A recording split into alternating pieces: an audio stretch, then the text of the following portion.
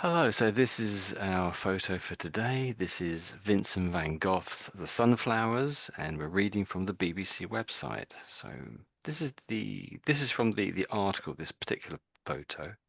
This is the more sort of full picture of the painting. Sunflowers. I think it was in the 1890s it was painted, I believe. If we click over to here, this is the article itself on the bbc.co.uk website. And there's a credit here for the photograph. This particular one is in the National Gallery, London. But I'm fairly sure there's at least 10 copies of this picture. When I say copies, I mean variations, and perhaps some are very similar and some are somewhat different. But there's at least 10 of them called the Sunflowers. Probably even 11, maybe even 12, or perhaps even more.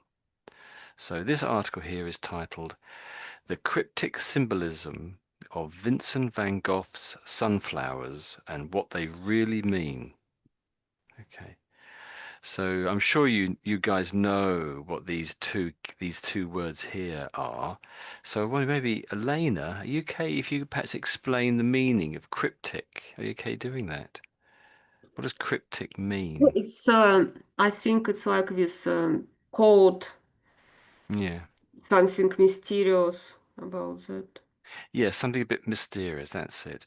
And we did talk about cryptology as being the science of looking to codes and those sorts of things. Yes, that's right. Yeah. So not completely obvious. Not obvious, cryptic. And so how would you explain the symbolism, Michael, Giuseppe? Yeah, the meaning we try to convey using images. Ah, okay. So yes, images is the main one, isn't it? Normally think about, but it could also Yeah, in this be. case, but it could be a Hmm. poem or Yeah, that's maybe true. yeah, Yeah, music also. Or that's it. Yes, almost anything artistic. Tends to be artistic, I suppose, but even then doesn't have to be. I don't know if with hieroglyphics there is a certain amount of symbolism there, but not entirely.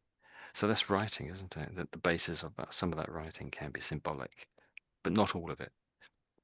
Okay, so there we go. So this particular article has been written by Matt Wilson back at the end of last month, perhaps about a week or 2 weeks ago, 10 days ago, roughly speaking. No, about a week ago, isn't it? So let me read the second title just here. Okay, so they helped to make Vincent van Gogh among the most famous and influential painters in the history of art. Why did sunflowers obsess him and so many other artists before and since? Okay, so it's over to you, Mhm. Elena. Mhm. When we think. Yeah.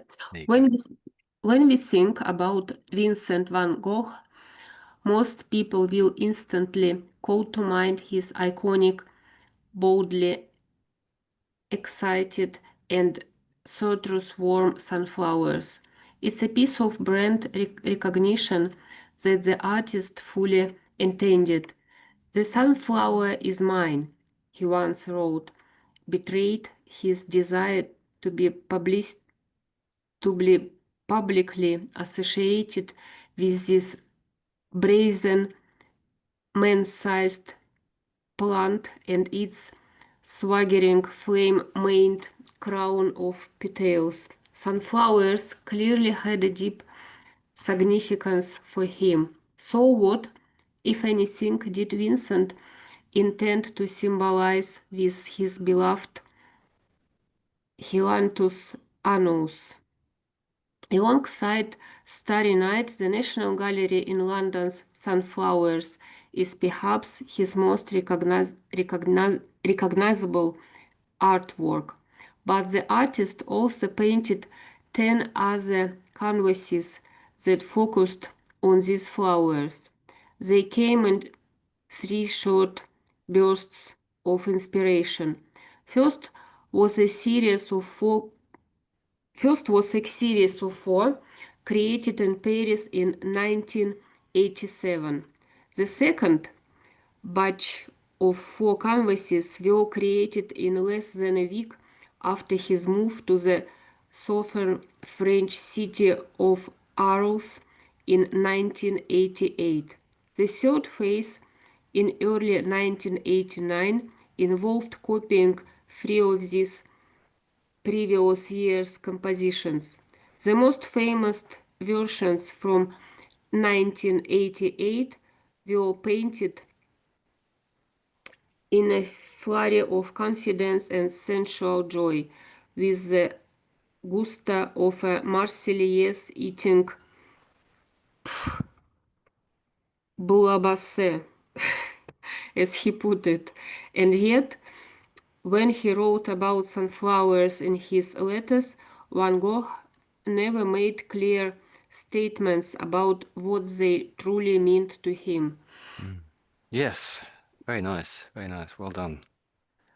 I liked your Van Gogh. Yeah, That's Van Gogh. interesting. I think it's quite close to how the Dutch say it, I think. But they don't really.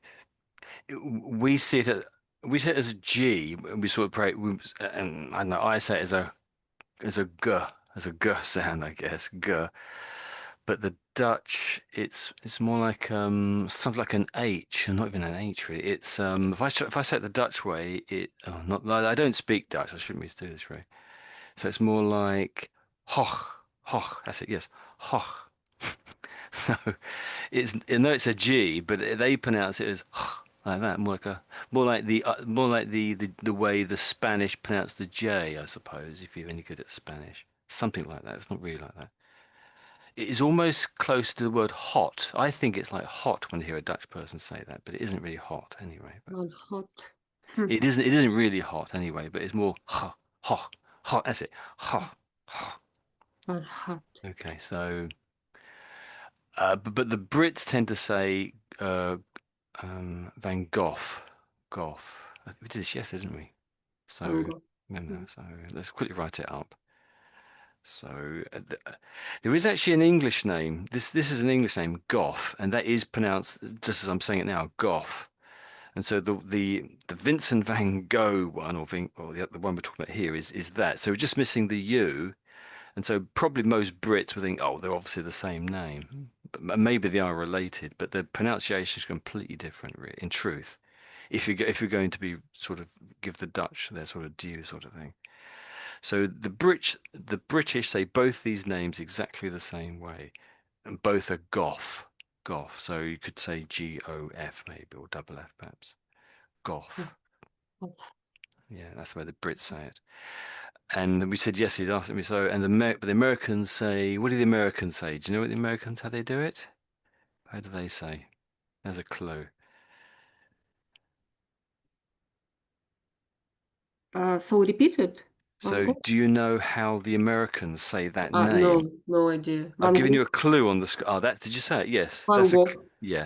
No, no, the clue is there. So they just say Van Gogh, Van Van Gogh, Gogh. as Van if it was Gogh. just G-O. That's how they say it. Yeah.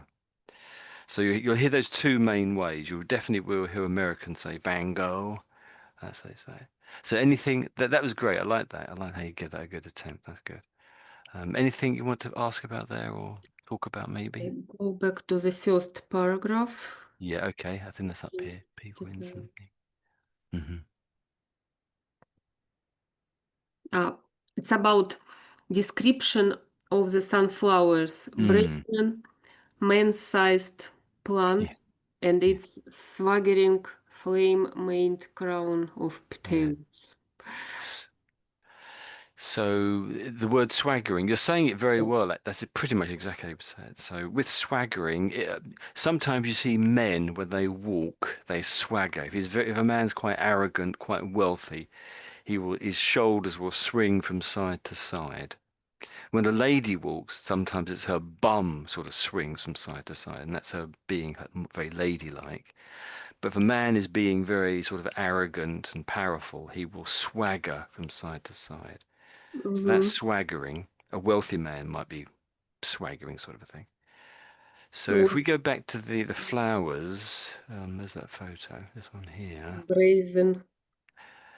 Yeah, obviously they're still, But if you think about it, they often have a bend, like this one with my cursor is this bend, that sort of bending down, I suppose. So they're swaggering, but just to one side, and they're staying there. That's what I think it's referring to. That's what I think, because they don't. If a flower goes, it was just pointing straight into the sky. If the head of the flower didn't bend one way or the other. They follow The the sun, sun. that's true. They do Yes. that as well, don't they? Yes. So maybe it's referring to that too, I guess. Mhm. So So brazen, yeah, that was there. Brazen, wasn't it? That's just brazen. above Yes. that. So there's the word brass. Brass is a kind of metal, and it's very, very shiny, very, very bright. It looks a little bit like gold. Actually, it isn't gold, obviously, but and so you could perhaps say yellowy, very bright, possibly, if you're. So that's brass, and so to be brazen, I would say, is vaguely similar to that. I think they actually have different roots, thinking about it. So let's pop it into the dictionary. Whoops. I was looking at this photo here of that. That's like the Chancellor of the Exchequer down there. So Mm. she was in tears at one point yesterday, I think, meant to be. But I didn't believe Keir Starmer, his explanations about it. Ah, Never trust politicians. well, as far as you can throw them, maybe. So, okay. So if you describe a person or their behavior as brazen, you mean they are very bold and they do not care what others think Mm. about them or their behavior. So brazen. brazen, There we go. Brave. Very bold, don't care what people think. And they said man-sized. So if it's man-sized plant, so a person Big standing one. next to it is roughly their size, roughly, or even taller, I think, isn't it? Mm-hmm. So when it says maned, what do you think maned means? Did you ask that? Did you ask about that? So what does maned mean? So they're saying flame maned crown of petals. Do you know any of those words? No, no Okay. idea. Well, flame, that's again, Yeah. that's obviously a fire, Fire, isn't it? fire, But yes. often it's yellowy, isn't it? Or The fire's often. tongues of fire. Yeah, so I think it's the colour of fire, really, the often sort of yellowy, orangey colour, isn't it? And the maned, a lion has a mane. It's the sort of the hairy neck up to its head. So in a similar way, if you go back to the photo again, these petals round the outside, these things sticking out where my cursor is, you could describe that as a mane of the sunflower flower. It's like a lion's hair Yeah, about that's it. Yeah, like similar around to the his lion's head. hair. That's it. Mhm. So they're sort of making the sort of they're drawing these sort of symbolism, but they're drawing a parallel between the lion and this flower, aren't they? And so crown is obviously what goes on the head of something, Mhm. and petals are those things on the flower that we saw there, those little spiky things sticking out. These are the petals, I think, in this case. So some of these are more mature than others, aren't they? Some of these flowers. So Yeah. look quite So, old looking at them. some flowers have seeds, and other flowers just flowers.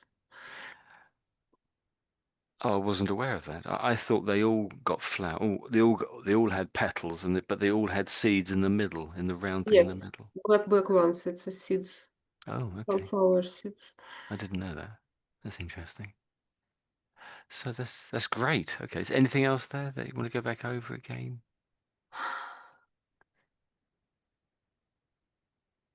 Pronunciation, last two words. It's I think it's a Latin name of sunflowers. Yes, you're Helianthus right. Yes. annuus. So the heli bit means the sun, and I think your pronunciation was really quite good. And flower, anthus.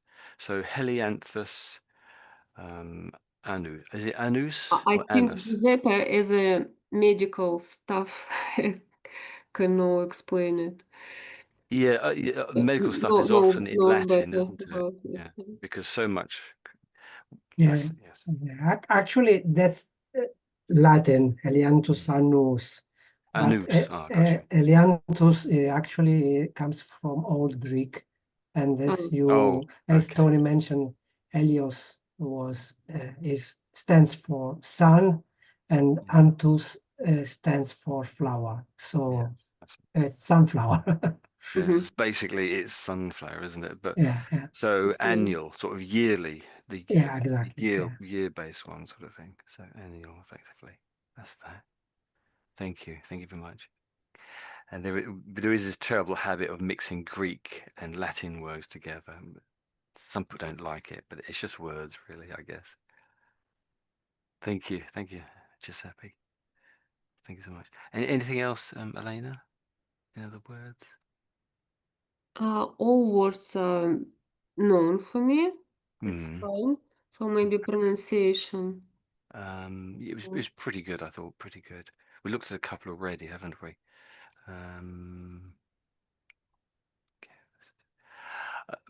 Maybe Paris. So the Brits say Paris. When we go to Paris, say Paris. But the French, of course, say Paris, Paris.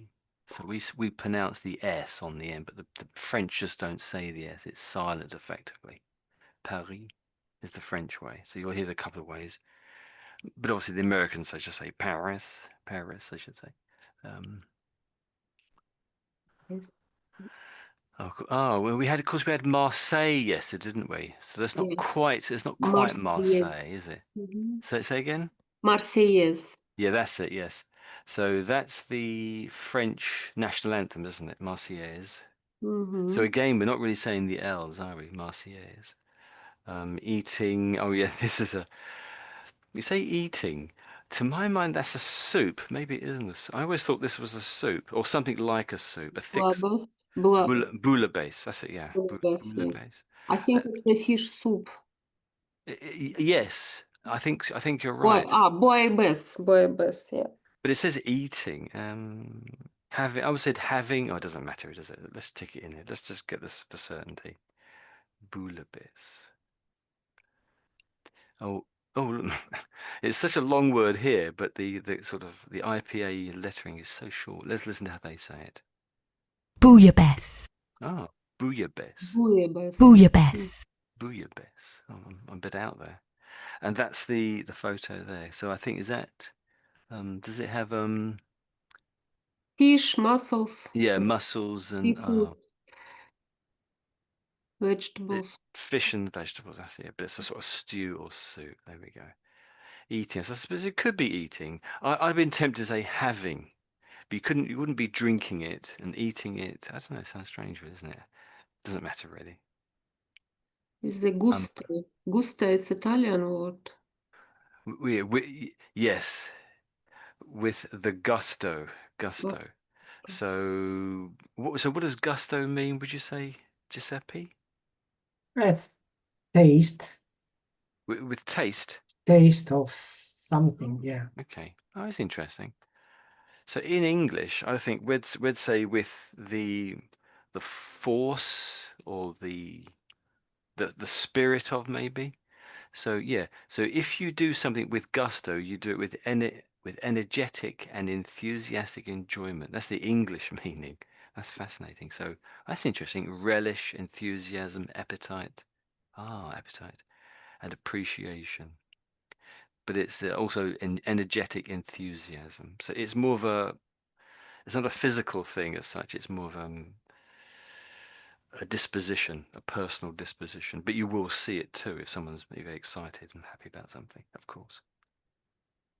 That's the English meaning, though, which is obviously quite different from that. Anything else there? Oh, Giuseppe, have you seen anything that you wanted to ask about there as well? Well, I'll think about the pronunciation. Not really. Okay. Yeah, I was checking, but yeah, it is clear. I think I remember that when you read out petals, because it's the first word in the line, your eye is jumping back down from the previous line on the other end, and you have, and it's very difficult to say the very first word on all of the first words in a line. So can you just say that one again for me there, just to practice it? Petals, petals. Yeah, you've got it. Yeah, I just wasn't quite clear when you read it out. That's it. Brazen. Oh, yeah, so here it says there's 10 other canvases that focus on these flowers. So I'd say it's at least 10. There might even be more. There's at least 10, I would say. But maybe there's slight variations. Mhm. So I think I remembered flurry. So that's flurry. Can you just do that one again, maybe? Flurry. Flurry, And again? flurry. Yeah, it's not obvious to me when you're saying it what you are saying actually. Flurry. If you go Flurry. into McDonald's, you can actually order, or you used to be able to order a McFlurry, and it was like a dessert or something. Mm-hmm. Like ice cream. Yeah, that's it. Have you ever ordered one of them? So that's a McFlurry. Yeah. It's the same word, flurry. Give it another go. Flurry. Oh yeah, that's a lot. That's it. That's it. It's really good. That's nice. That's really clear. I think that one. That's wonderful. Um, And I think your Marseillaise was quite good, I think. This town here, I think the L and the S is silent if you're saying it in French. But I think a lot of I think British people would be unsure how to pronounce this one. But they probably would say it the way you said it. So Arles. Arles. Yeah. But it's I think it's really just the A and the R when you as a French when you hear a French person saying it's just the A and the R, you don't really hear the LES. You definitely don't hear the S. There's no S on the end of it when they say it. So you obviously I'm sure you're well aware when you hear a foreign person talking about their home cities, they will almost be unrecognizable. That's one of the problems. So I think it's more like R. I'm not really sure how to pronounce it. R R R R R. Arles. I don't know. Yeah, but that's I'm trying to get the French way, but I'm struggling a little bit because I don't really speak French. Swaggering. So is it okay if we I think when you read out the 1888, you read out actually 1988. So, but I make those sorts of mistakes all the time. So is it okay if we just reread Yeah. Okay. this bit up here? Actually, perhaps the first well, most of that first paragraph to there. We miss out the Vincent bit down the bottom. So do you want to, if I read it to you, I'm not saying I'm perfect, but we'll go over it again, and then you Mm-hmm. perhaps give it another go. So I go Yeah. first then. Yeah.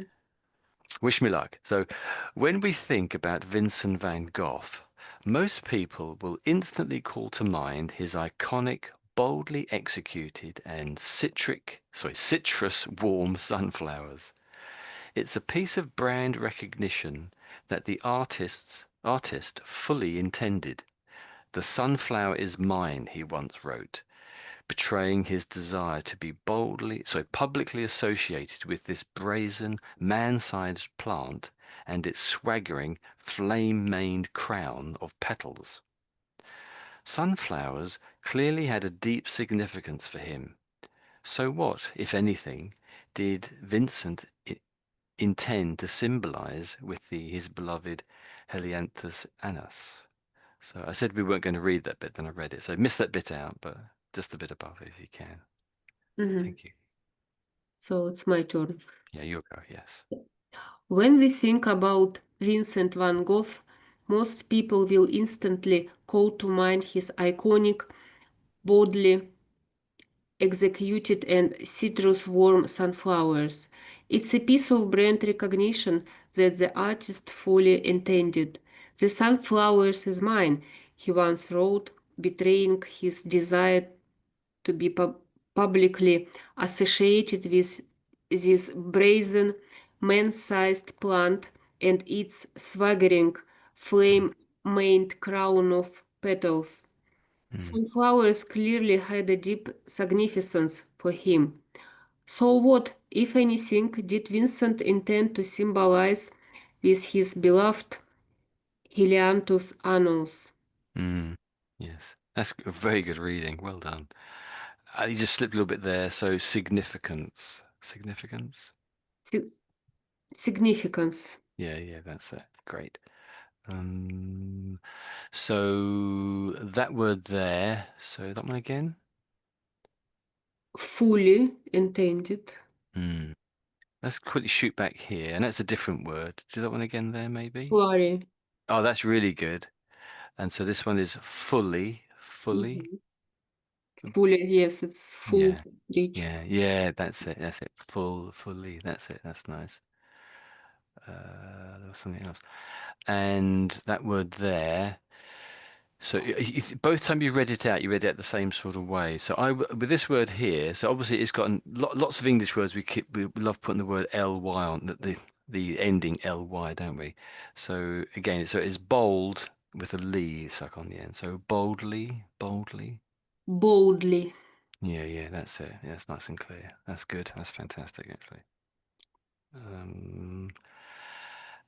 And so there was a W word here. I know there was in the first time we read it out, there was the word weak, and I can't remember where it was now. So let's write it up rather than the little bit just read up there. That had the word will, I think it was, and then there was in the first time we read it out, there was this word in the second paragraph.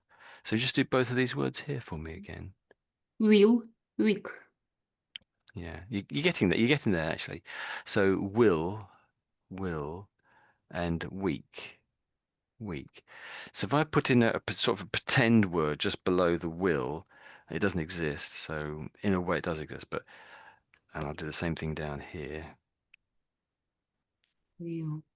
So this word doesn't really exist, I wouldn't say. And again, this word doesn't really exist. So if I just say both of them, and then maybe then it's your go. So will, and vil. Can you give this a go now? Will and then vil. Will, will. And again. Will, will. Okay.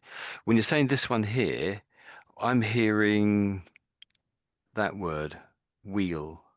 It's pretty much that word. It's not bad, but so you're trying to get your consonant on the W, and you're losing the rest of the word, sort of thing. So that's the trick, isn't it? Or the tricky bit, I should say. Get out of the way. So let me try again. Well, let's try again, I should say. So will.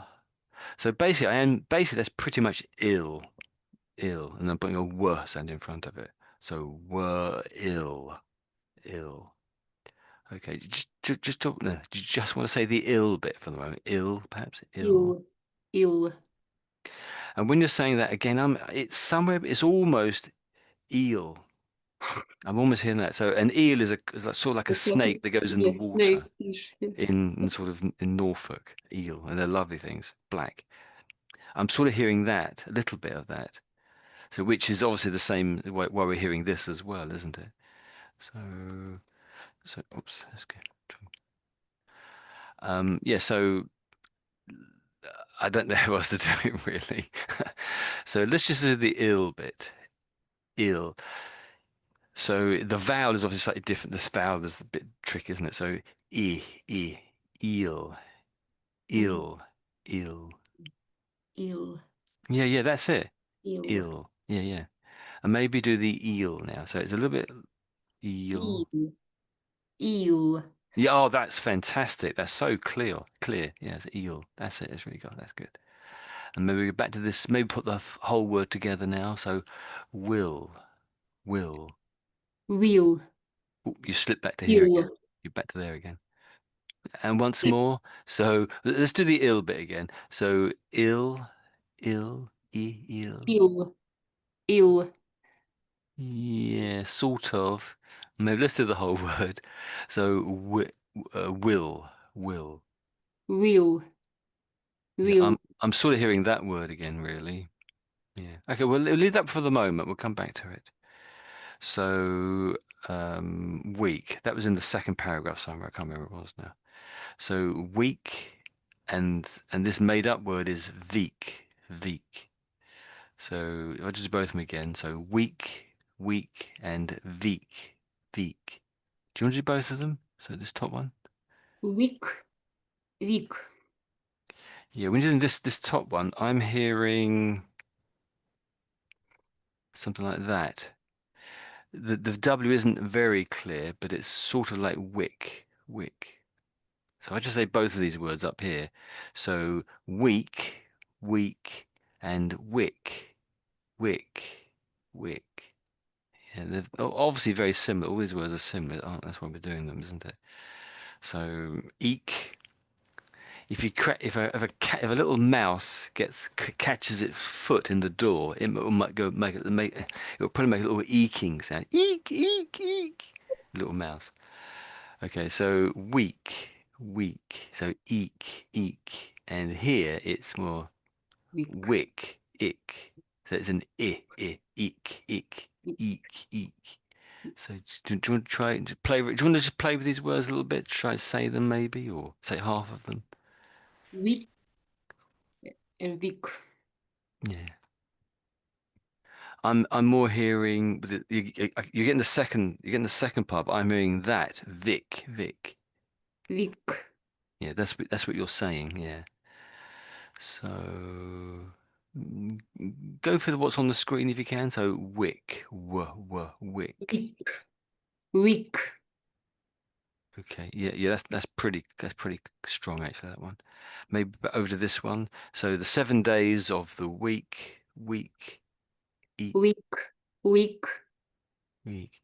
I'll say you're in the middle when you're saying it. I can hear sort of elements of both of them when you're saying it. So this is something you need to be aware of, I think, for the moment. Listen to others when they're saying these sorts of sounds.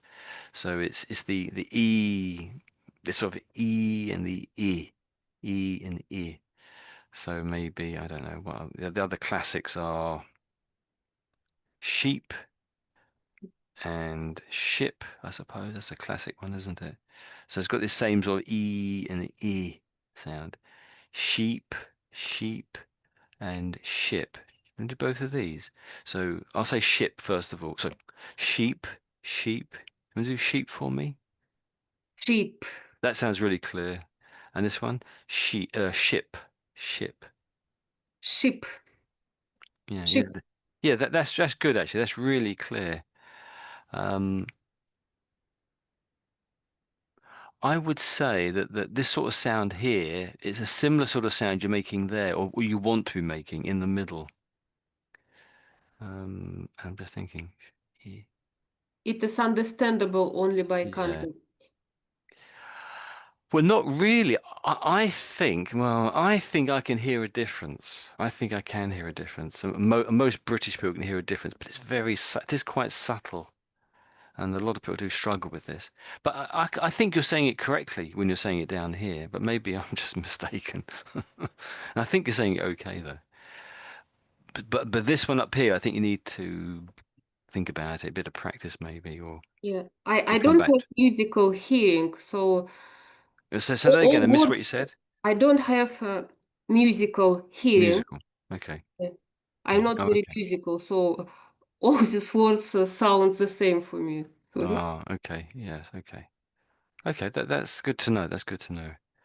So you may have to Musical repeat ear. some of these Yeah. words. Be aware if you come across them. But they are similar. They are similar. Yeah. They Okay. sound similar. Yeah, they are. They look similar and they are similar. That's true. Wick. So a candle has a wick, doesn't it? That's what that. Anything else? While I think of it, or while we're talking about it, I should say. I think that's about it. Really, I can't really think of anything else. That was good. Maybe we quickly just go back over some of those words then. So do you remember this one? So that one there, it's a little bit tricky. Boldly. Yeah, that's nice. That's it. And maybe that one there. Fully. Yes, fully. With that one there, it is a little bit of an element when you said it just then. I can hear a little bit slightly like fooly. I'm a little bit of that. So fully and fooly. There is no such word as fooly, but fully and fooly. Fully and fooly. Okay. And there was that one there. Flurry. Yeah, yeah, almost flurry, flurry. Worry. Worry. Yeah, it's the R's is a little bit out, I think, there, isn't it? Flurry. Are you saying the R's? Flurry. Or is it the vowel? I can't tell now. We'll come back to that one. And I think you had this one here. How'd you say that one? Marseillaise. Yeah, that's it. That's great. Eating bouillabaisse. Bouillabaisse. Yeah, I forgot how they said it now, but yeah, that's great. That's fantastic. Well done, well done. Okay, we'll scroll on then. So it's over to Giuseppe. I almost said Michael then. I don't know why I keep mixing you up with Michael for some reason. Okay, so yes, back to the flowers. Okay. So alongside Starry Night, Sunflowers is Van Gogh's most recognizable artwork. Credit National Gallery, London. So the National Gallery is just as it says, really, the nation's gallery of art. I think it's in Trafalgar Square, I think, unless I'm very much mistaken. Okay, so this is your one, if that's okay, Giuseppe. Okay, thank you. On one hand, they appear to be a vehicle for experimenting with color combinations, particularly the pairing of different shades of yellow. But they were also intended to fill a house where a fellow artist, or Gauguin, was due to live. Gauguin has admired Van Gogh's previous sunflower paintings, so perhaps they embodied the artist's irrepressible hopes for solidarity and friendship. Desires that would ultimately be thwarted, along with Vincent's yearning for artistic recognition in his lifetime. Gauguin left Van Gogh after only 2 months, and Vincent would die at the age of 37, having failed to sell many of his own artworks. But Van Gogh's sunflower paintings rapidly accumulated cult status in the early 20th century. It happened first among the artistic avant-garde of Europe. In 1920, the writer Catherine Mansfield noted that the yellow flowers brimming with sun in a pot had inspired her creative awakening. In 1923, the critic Roger Fry described Van Gogh's sunflowers as one of the triumphant successes of this year, which exposed the artist's supreme exuberance, vitality and vehemence of attack. They later achieved mainstream recognition, helping to make Van Gogh among the most famous and influential painters in the history of art. Yes, fantastic. Very good reading. Oh dear, what can I say? Almost nothing. Anything you want to ask about there or talk about? Yeah, maybe after the lines in purple, there is thwarted or thwarted. I don't know exactly how to say that. And You- also the meaning. Oh, your pronunciation was very good. It's the first one, thwarted, thwarted. Yeah, so it's the TH and then the W. How tricky is that? So if you've been thwarted in something, you've been stopped doing something somehow. Okay. So the floods, something stopped you from doing something. Something Okay. thwarted you. That's it. So that's a great pronunciation. Yeah, sure. Your natural you pronounce that very well. I wouldn't have known you wouldn't know the meaning of that word from how you said it. That's fantastic. I like your Gauguin. That's exactly how the French. I think I'm not sure how the French say it actually, but that's how most people say it. Gauguin. It's not obviously Gauguin if you look at it, but yes, that's how it is. Although strangely, in my memory, I thought it was Monet, not Gauguin. Was I think so? Vincent van Gogh wanted to have a little sort of a artists' colony down in, what was it, Marseille? In Marseille, I think, or wherever it was where he was staying. No, Arles, wasn't it? And I think Gauguin came down, but I thought it was Monet came down, and I think pretty much nobody else came down from Paris to his little party there. Anything else? Maybe in the second part, yeah, there is brimming, and it's a new word, Oh yes. brimming So with sun. so the brim of something is the top edge of something. So the brim of my cup is the very top edge of it. That's the brim, the top. If you fill up my cup to the top, you fill it to the very, very top. If you fill my cup of tea up to the very brim, it means you've filled it to the very, very top, almost so it's pouring over the edge. And so when you say brimming, the idea here is that something is full of the sun, I guess, in this case. Yeah. The pot is full of the pot is full of the sun, I guess. So brimming with sun. That's quite a beautiful way of putting it, isn't it? Brimming. She's a writer, I guess. So that's that. I like your avant-garde. I said avant-garde, but I think some Brits will pronounce the T, but I don't think you should, because it's more avant-garde. Avant-garde. Well, But you said it the correct way. Sort of the T is silent pretty much, but some Brits will say the T, probably because of naivety, I guess. I'm pretty naive too, having said that. Were you okay on this word here? I think you were, but just because it's an unusual word. yeah, exuberance. Hmm. I don't know if supreme exuberance. So the X means out of, doesn't it? Coming out of something, out of. Yes, so exuberance. So Exuberance. if you're exuberant, it normally would mean you're full of happiness and it's coming out of you. Exuberance. Extreme happiness and joy, I suppose.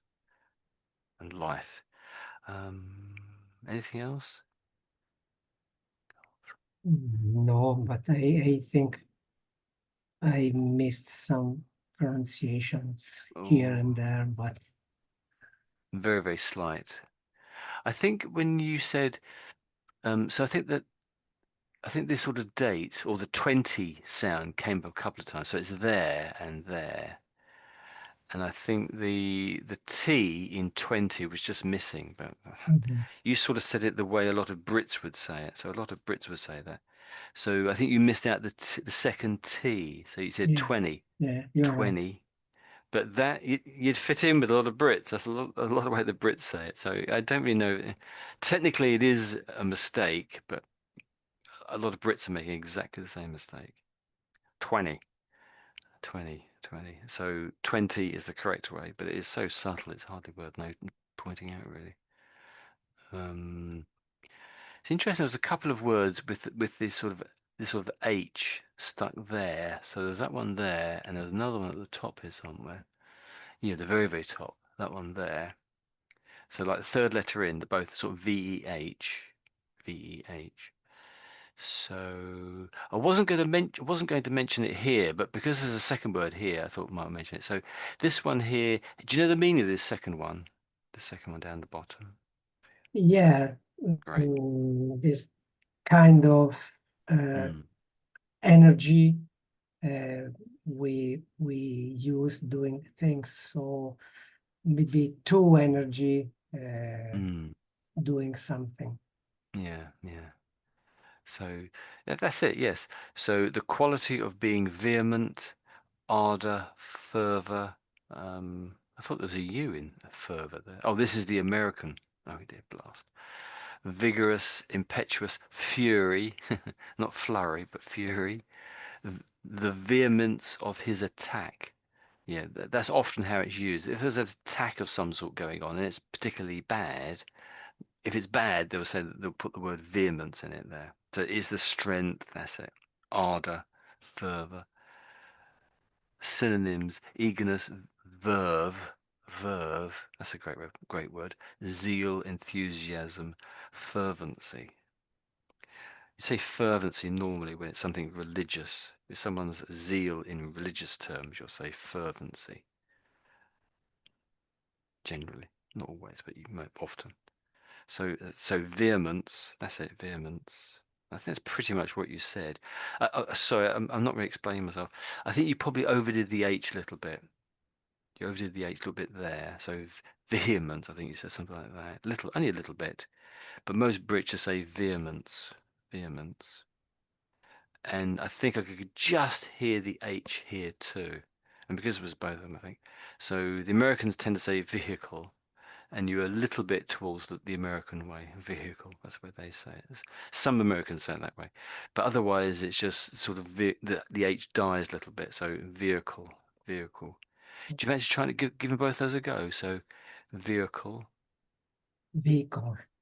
yeah, and maybe once again. So vehicle, vehicle. Vehicle. Yeah, I think that's great. That's good, really.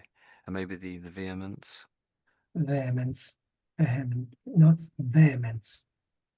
Vehemence. Yeah, that's it. Vehemence. I'm getting confused. Vehemence. Yeah. Vehemence. That's it. Yes. Vehemence. Okay. That's it. Thank you. Yeah, vehemence. And there wasn't a little button here too. There's normally a button to do the sound, but there isn't one there today. Okay. A fantastic reading, really is. I mean, I'm pulling out little details here. I'm struggling to find little details. Actually, when did vehicle? I remember to notice that one there. So this is a tricky word. I think it's all these sounds coming together. It's just a tricky word for everybody, I think. So just want to do it once or twice more, maybe, just to get some practice on it. Mm-hmm. Particularly. So I would say particularly. Particularly. Yeah. Particularly acute, particularly aggressive. So let's listen to how they say it. They're putting the ly on the end. So obviously sometimes it's particular or particularly. Let's listen to how they say it. That's a more accurate way. particularly, Yeah, I think that's similar. Listen once again. particularly, Particularly. So I think she's emphasizing the I, particularly. Yeah, particularly. Do you want to give it a go? Particularly. Particularly. Hmm. Particularly. Yeah, it's okay. I can definitely understand what you're saying. It's good enough, really, I would say. You're at 90% at least, 90%. A couple of times I can hear the R a little bit too much, I think.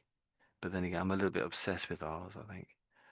There's an American one. Let's listen to the Americans. Let's do the British once more, then the Americans. particularly, Particularly. Let's see the Americans. Do they say it any louder? particularly, Yeah. I think he's saying the R, and I think the R is a bit dead.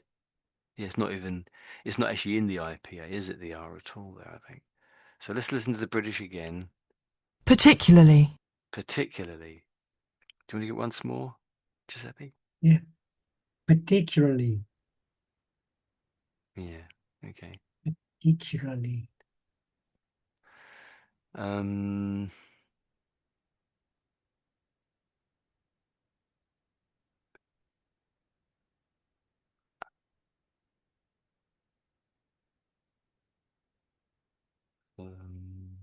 let's hear the second way. They give the Americans two ways of saying it, so let's hear the second way. particularly, It's that silly voice again, isn't it? It's the sort of computer voice, and the other one was, particularly, yeah, that's closer to the British way. That's the first one. That's it. And the British way is, according to them, particularly, particularly. So when the British are saying this word, we do sort of rush the second half of it. So there isn't much time to make all these sounds very clearly and very very precisely. And I think when you're saying it, you are trying to make all these sounds very, very clearly. So one of the things that disappears is the R. Because it's next to an A, the Brits tend to say, we just make, I guess, that sound, don't we? The classic sound. Yeah, and there it is there, of course. That's the upside down E. So an sound. And I imagine that's what I'm saying. I think in both of them you can hear the R being said here. But one of the classic ways the British do it is we're sort of rushing the words. And so maybe just try to pick up your speed very slightly with this word. And maybe you want to practice this on your own, perhaps.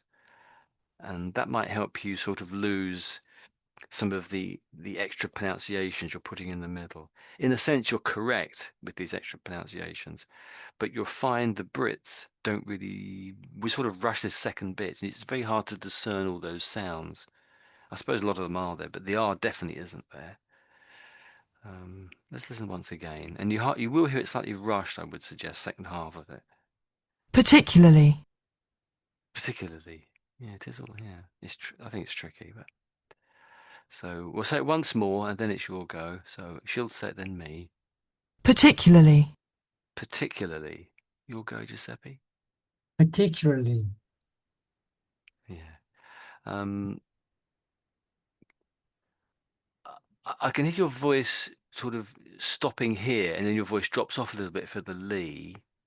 And I think you're saying sort of particular and then Lee. Perhaps this is one of those cases where they're sort of very joined together. Particularly.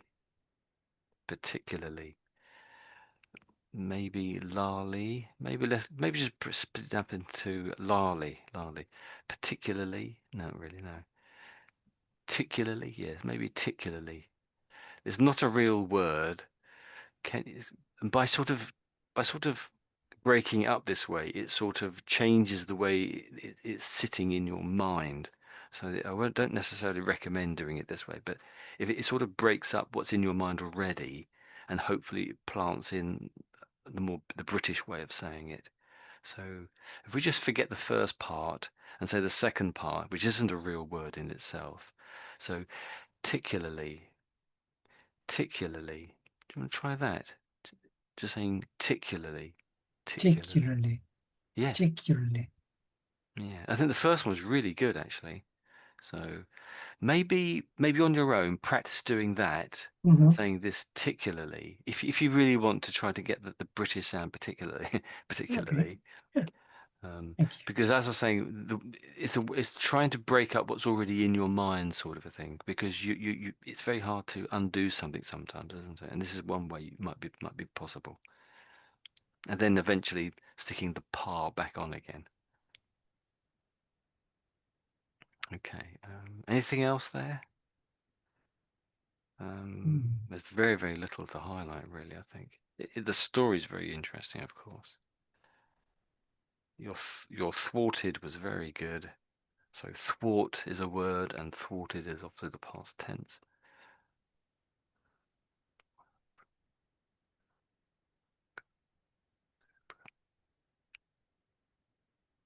Let me read this bit back, the whole of this thing back. I hope I do a reasonable job. So maybe that'll raise a few questions too. I don't know. So here we go then. So on one hand, they appeared to be a vehicle for experimenting with color combinations, particularly the pairings of different shades of yellow. But they were also intended to fill a house where a fellow artist, Paul Gauguin, was due to live. Gauguin had admired Van Gogh's previous sunflower paintings, so perhaps they embodied the artist's irrepressible hopes for solidarity and friendship. I think when you said irrepressible, it just sounded slightly odd, but it might have been my hearing. So irrepressible. Okay. Then I carry on from desire. So desires that would ultimately be thwarted, along with Vincent's yearning for artistic recognition in his lifetime.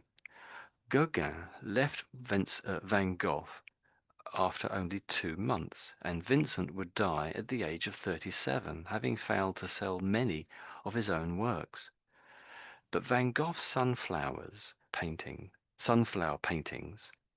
rapidly accumulated cult status in the early 20th century. It happened first among the artistic avant-garde of Europe in 1920. The writer Catherine Mansfield noted that the yellow flowers brimming with sun in a pot had inspired her creative awakening.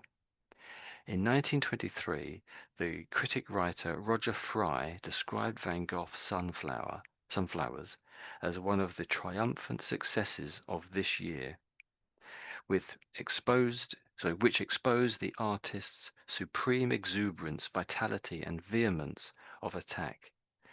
They later achieved mainstream recognition, helping to make Van Gogh among the most famous and influential painters in the history of art. I kept losing my place there. Sorry about that. So I remembered reading it back, I remembered the triumphant. So I think you're pretty good on it. I mean, 90%, but I think you stumbled slightly when you said it, maybe. So triumphant. And the other one, Triumphant. Yeah. yeah, it's a tricky word because you've got this try. It makes you think, oh, that's 3, and I don't think it's really anything to do with that. Really, that's a tricky bit, isn't it? So if triumph. So triumph is victory. I guess is that a Greek word or Latin word? I don't know. So triumph, and in this case, it's Yeah. triumphant. Triumphant. Triumphant. So have you come across triumph or triumphant before? Yeah. Yeah. Okay. Great. And maybe irrepressible. Yeah. I think I think you said it just slightly out when you. But I've made loads and loads of mistakes reading that there. So maybe just irrepressible once again. Yeah. Irrepressible. Irrepressible. Yeah. That's pretty. Sorry, I interrupted you. So once again, No. irrepressible. Irrepressible. Yeah, it's the eerie bit at the beginning is the tricky bit, isn't it? So let's delete the artists and stick that in the dictionary. So irrepressible, and it's another one of these words where we sort of rush it a little bit. We rush the word, making it slightly different, I guess. I think maybe we hate the R sound, and when there's an R, we sort of rush it a bit. So let's listen to how they say it. So irrepressible. Irrepressible. Yeah. And I think they're saying there's a little bit of emphasis on the I at the beginning, irrepressible, and perhaps that E there, I guess. Is that right? Yes. Yeah, irrepressible. So, do you want to give one more go, Giuseppe? Irrepressible. Yeah. Irrepressible. Oh, yeah, that's perfect. And once more, irrepressible. Irrepressible. Yeah, that's really good. Yeah. Yeah, that's fantastic. The problem is in the double consonants. We have many in Italian, and we were taught to say double consonant very with intense voice. Yeah, and so it's quite natural to say double R, double S, and so on. So irrepressible. It's tricky. Yes, I have heard that before. Yeah, the double R, a double letter of anything is more emphasis or something. No, yes. So there's repressible. So an irrepressible person is lively and energetic, never seems to be depressed. John's exuberance was irrepressible, and we had exuberance in the thing we were reading, didn't we? So it's interesting. So unstoppable, buoyant, uncontrollable, boisterous. Sounds almost childish, doesn't it? Really, but this is fantastic too. I was going to say something, can't think what it was now, so we'll forget that. Carry on. Yes, good, very good. Solidarity. I can't think of anything else. I'm really struggling here. Yes. Did you notice anything, Elaine? Any questions you have on this little bit here? Anything you weren't sure about?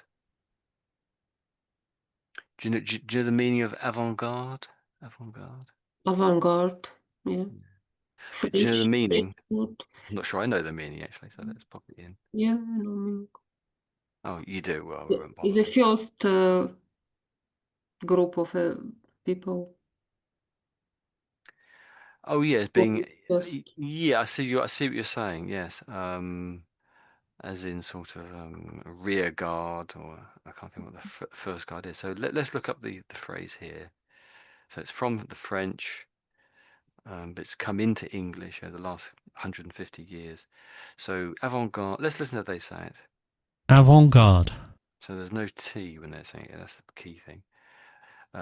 New and experimental ideas and methods in art, music, or literature. I think originally it was art, but over time it's basically just artistic communication, really. So as a noun, as an adjective, flavoring. So not flavoring, sorry, favoring or introducing new or experimental ideas and methods. Mhm. So that could be anything. It could be comedy, could be avant-garde, or your computer language is very avant-garde. So you're saying it's unusual, something something unexpected about it. That's how we sometimes use it. So innovative, advanced, original, experimental. So there's another double N word there. So innovative, right? I think we often put a dash in there or a hyphen, but there's an example here without the hyphen in there. But I think most of the time we do. Great. Because this word, it has another meaning. Avant-garde, it's a military word from military. It's a group of So officers or soldiers hmm, who goes first. at the beginning, I think you're in English we'd say advanced guard, advanced. So it is it does sound similar, but this is from the French effectively. So avant-garde, advanced guard. It's two different things, I'm sorry to say. Advanced guard. Yeah. That's right, yeah. So yeah, in military circles, you would send out an advance guard somehow, and they might be also on patrol or something like that. And they tend to be the ones who get into all the trouble in military terms. Okay. I think I kept putting an S on the end of sunflowers, and sometimes I missed it off. So forgive me. Forgive me. Okay. So which other artists do you know? So we've talked about Gauguin, I should say, and Gough.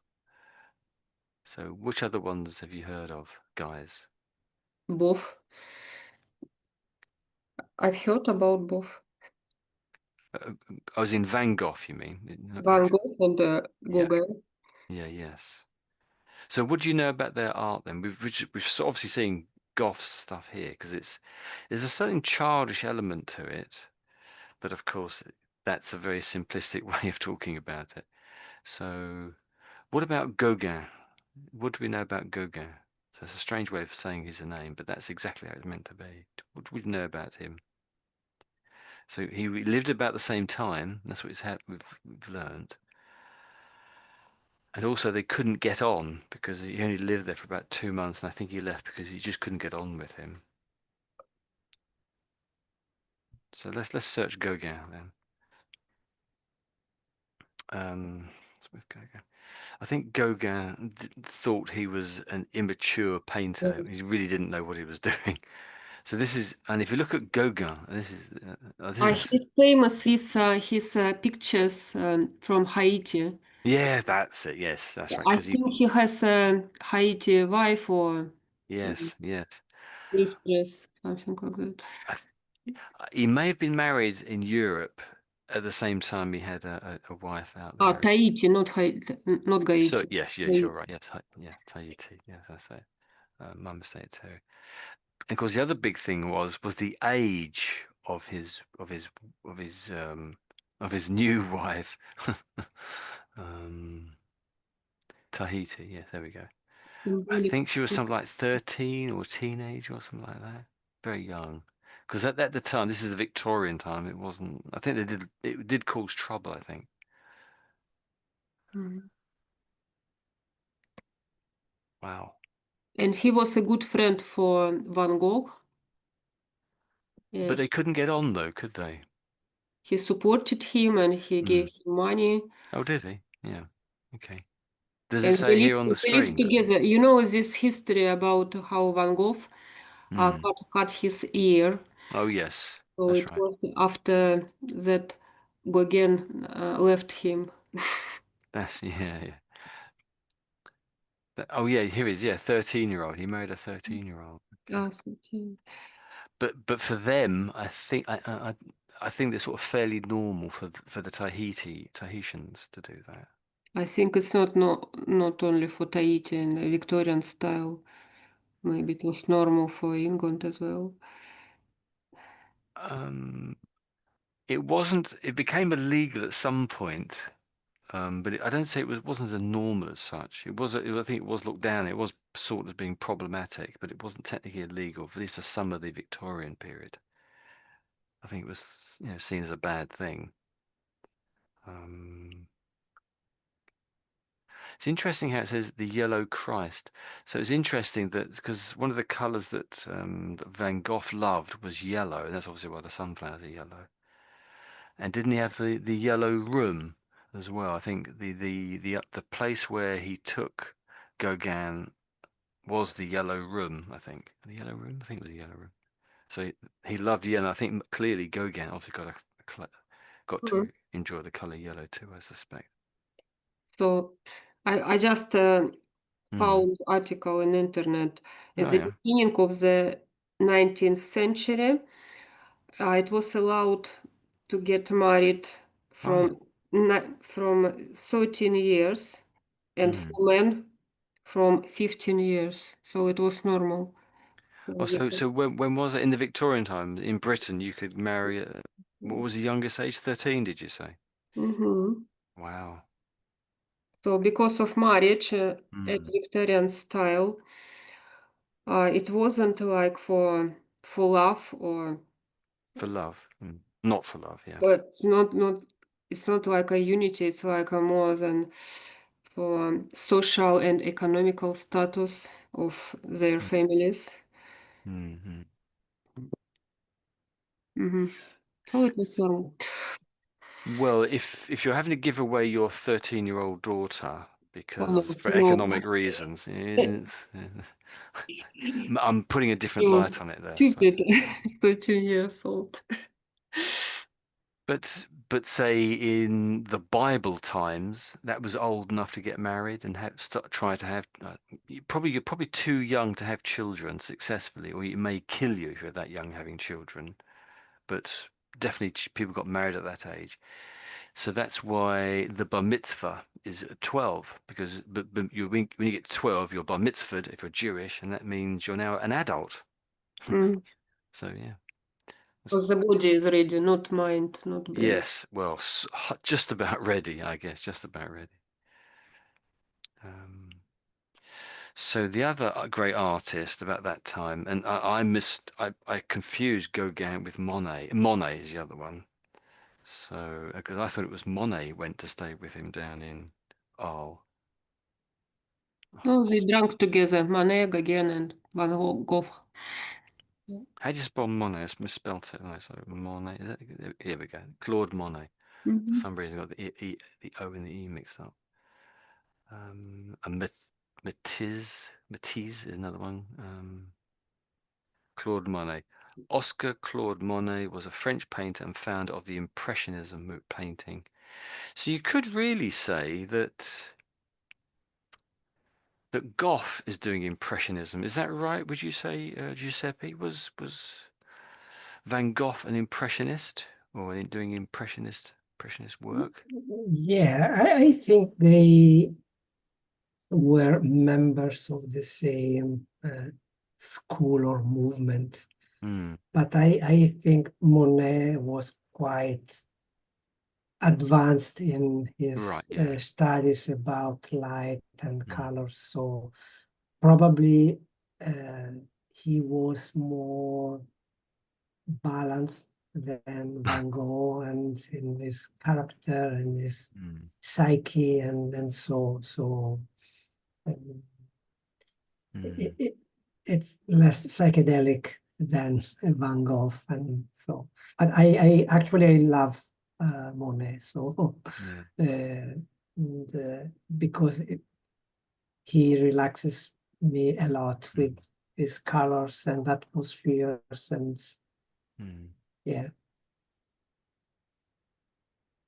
Yes. So And as also, you it is nice that there are in France. I have never been there, but my daughter went.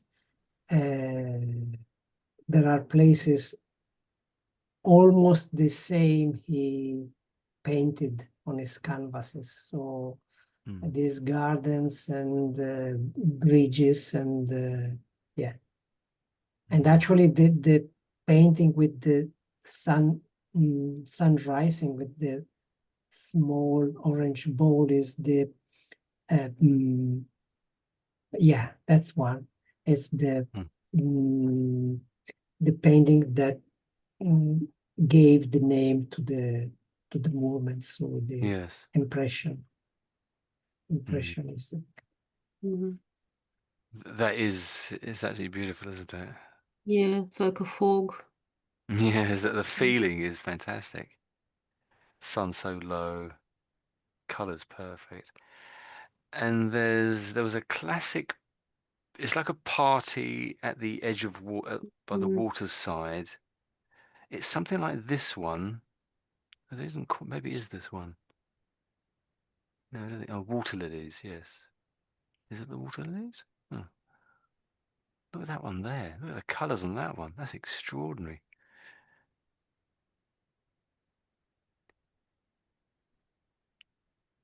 This one's very exuberant. Oh, that looks like the water lilies to me. My floating world of Gauguin, Portland's water lilies. Yes, I could look at this all day. Probably shouldn't. Wow.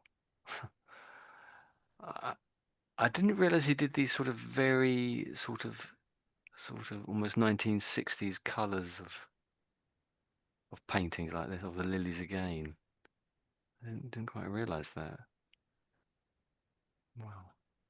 It was productive, very productive. Wow. How many pictures?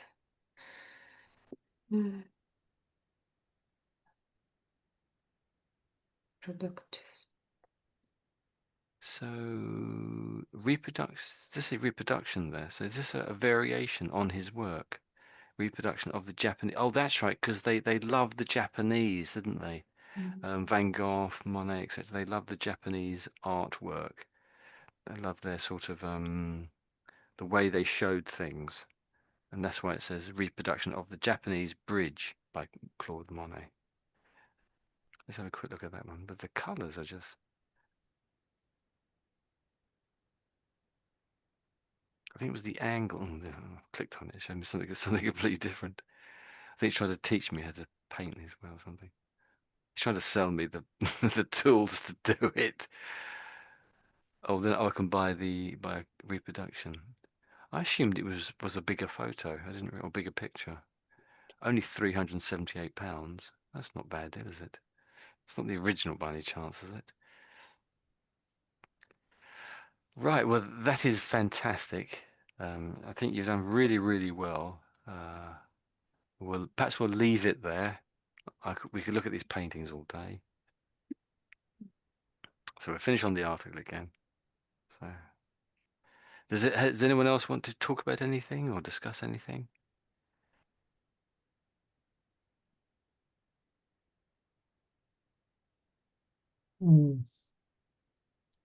Yeah, I think they tried to use colors in different ways, or maybe Van Gogh more intensely, and probably Monet using more light with colors. So, but yeah, it is nice that every face or environment can put the observer in a quite calm position and trying to understand the atmosphere. So why colors, as you mentioned, are so maybe explosive or so intense. So yeah, it's nice. And yeah, there are no difficulties to understand the subject, but probably there are meanings behind, particularly for Van Gogh. But yeah, it's nice to talk about these cryptic painters. Yeah. While you were talking just then, and maybe I suddenly noticed in this picture here, maybe I suddenly had the feeling that this reminded me of, I can't think it was now. Was he Spanish? I think the Spanish painter who did Guernica. I can't think what his name is. Guernica was made. The painter was Picasso. Yes, Picasso. This reminded me of Picasso. The style of Picasso, not in his cubic period, perhaps, but just the angles, I guess, and I suppose it's the brush strokes, the speed of the brushstroke, they're not quite as precise as perhaps as Claude Monet might have been. I suspect. I don't know what it is really.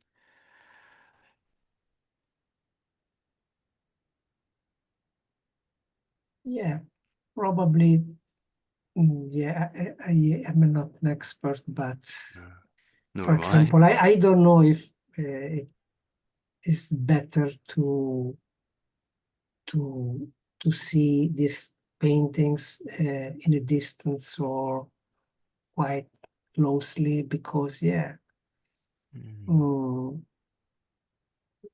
sometimes if we if I see this part of the painting, I can't see the different phases of flowers, for example. So it,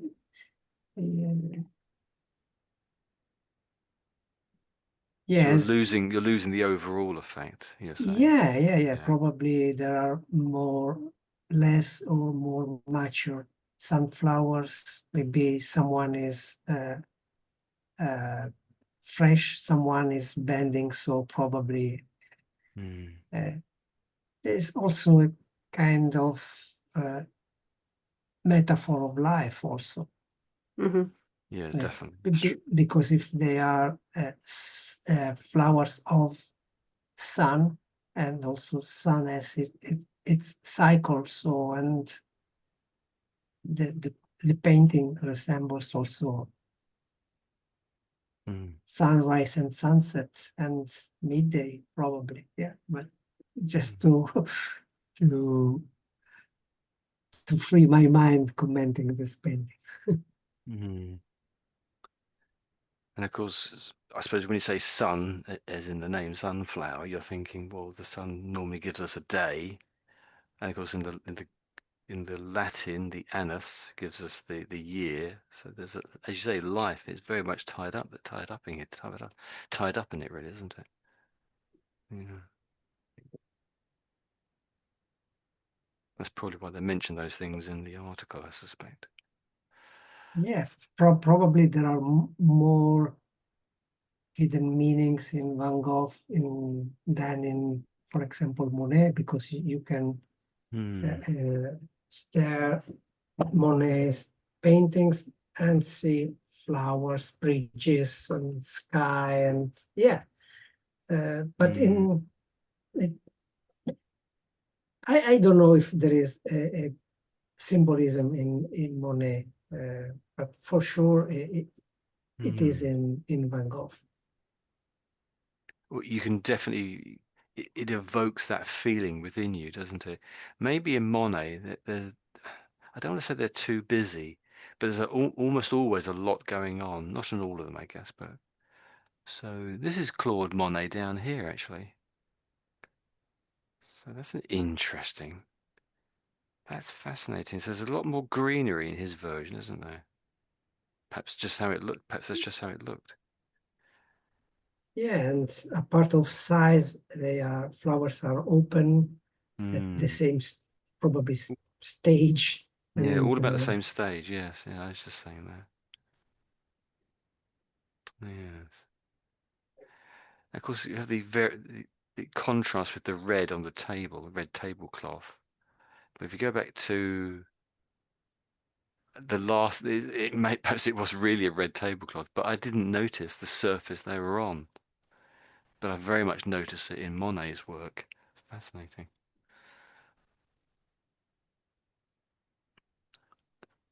So this I can't help but I'd love to see the other versions. So this is one particular version of this scene that Vincent has done. Now that's very unsure, this line against, this seems to be the edge of the table, or perhaps where the table butts against the wall. That's sort of how it feels. But this line, it's sort of like done it twice. It looks very unsure. It's amazing. I'm trying to think, what was he? It sort of blows my mind, and I love how it's not. We imagine this vase to be sort of not perfectly round or spherical, but this here should be a straight, not straight, but a curve. But it seems to be almost a series of straight lines. yeah. So I think this lack of precision tells us more about ending.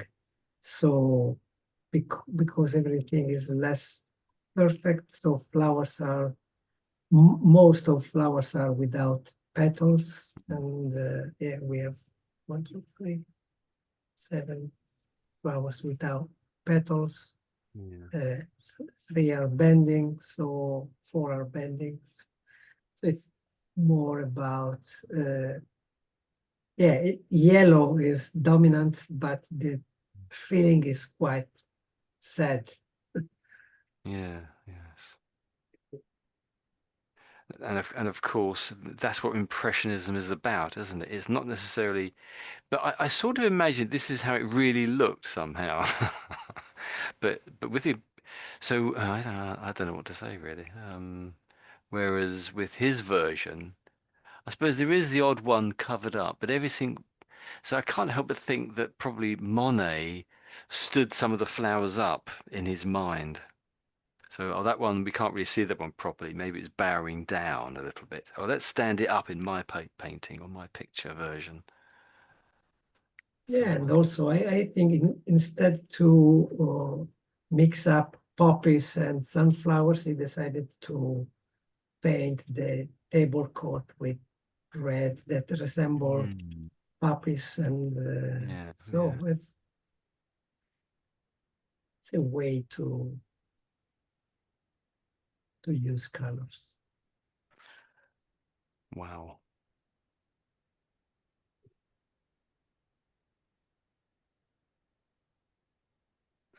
Right. So I think we'll call it a day there because it's 7:30 in London. We've been at this about an hour and a half, I guess. So next week. So next week's the last week before summer holidays. Okay. See you next time. So see you Monday. I'm already going on my Oh honeymoon, yes, so I yeah, won't be able to join next that's week. right. You said that. Okay, that's Okay. great. Well, have a nice holiday. And if Giuseppe, you can come along. Come along. Yeah, Yes. yeah, absolutely. Absolutely. Please. Thank you. Thanks once again. Okay. Thank you. Thank you. Bye-bye, Elena. Bye. Bye-bye. Bye-bye, Bye, Tony. everybody. Thank you. Bye-bye. Thank you.